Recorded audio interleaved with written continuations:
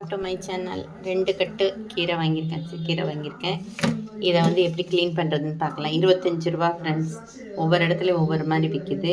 இது வந்து நான் ஒரு இடத்துல வாங்கினது 25 ரூபான்னு கொடுத்து வாங்கினேன். 2 கட்டு வாங்கியிருக்கேன். இதை எப்படி க்ளீன் பண்ணலாங்கிறத பார்க்கலாம் வாங்க.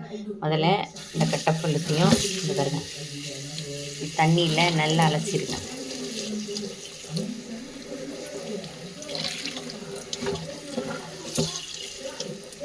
ஈஸியான முறையில் இது நல்லா க்ளீன் பண்ணிடலாம். ரொம்ப கஷ்டமெல்லாம் பட வேண்டாம்.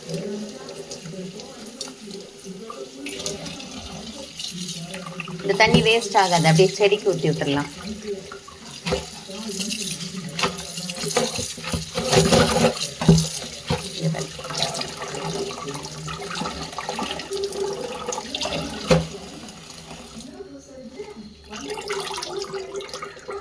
இப்போ அந்த காம்பில் இருக்கிற மண்ணெல்லாம் வந்து கீழே இறங்கிடுச்சு.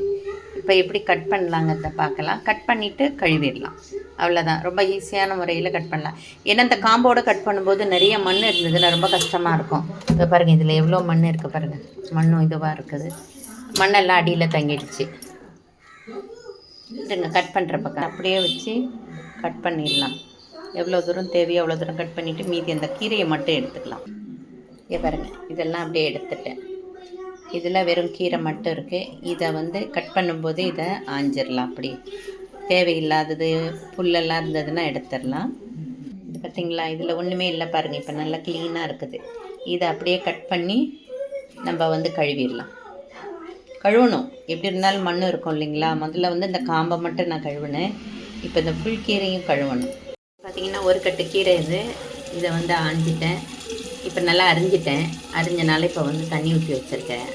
இப்போ 2வது கட்டு இருக்குது பார்த்திங்களா. இதையும் இப்போ பார்த்திங்கன்னா 2வது கட்டையும் கட் பண்ணிவிட்டேன். 2 கட்டு இது கட் பண்ணிவிட்டு இதை பாருங்கள், கட் பண்ண அந்த காம்பெல்லாம் கட் பண்ணிவிட்டு இந்த வேர் பகுதியெல்லாம் கட் பண்ணிவிட்டு இப்போ கீரையை மட்டும் எடுத்துருக்கேன். கீரையும் அதை அப்படியே தண்டு கொஞ்சம் முத்தின தண்டாக இருந்தால் எடுத்துருங்க. மற்றபடிக்கு இதில் வந்து புல்லெல்லாம் இருந்ததுன்னா அதெல்லாம் எடுத்துடலாம்.